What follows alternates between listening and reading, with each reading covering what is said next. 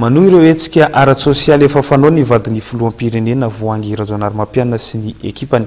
Tamin'ity indray mitoraka ity dia fikambanana vitsivitsy tany Tolagnaro no nahazo tombontsoa tamin'izany ka notolorana vary 30 gony.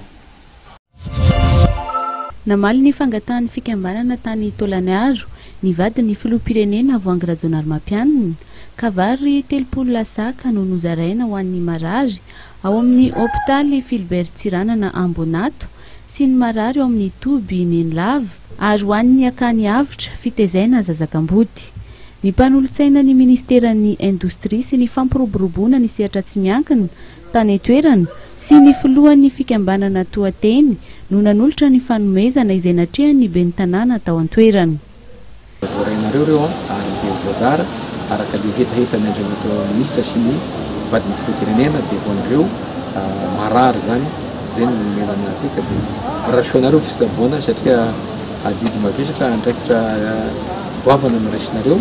Naneho ny hafaliany sy ny saotra ny vadin'ny filoha-pirenena tsy nanadino azy ireo mpahazo tombontsoa.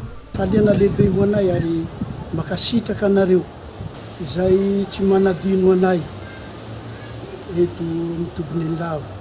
Mahatsiaro manana andraikitra nareo fanjakana mahatsiaro ireto madiniky ny topo ireto. Dia isaorana betsaka ny fitondram-panjakana tsy manadino ny zaza sahirana ny zazakamboto. Tsy voasambany no nanao hetsika tahaka izao ny vadin'ny filoha-pirenena miaraka amin'ny ministeran'ny indostria sy ny fampiroboroboana ny sehatra tsy miankina fa voaingana izy ireo no nanolotra vary sy body fotsy ho an'ireo be antitra tany an-toerana.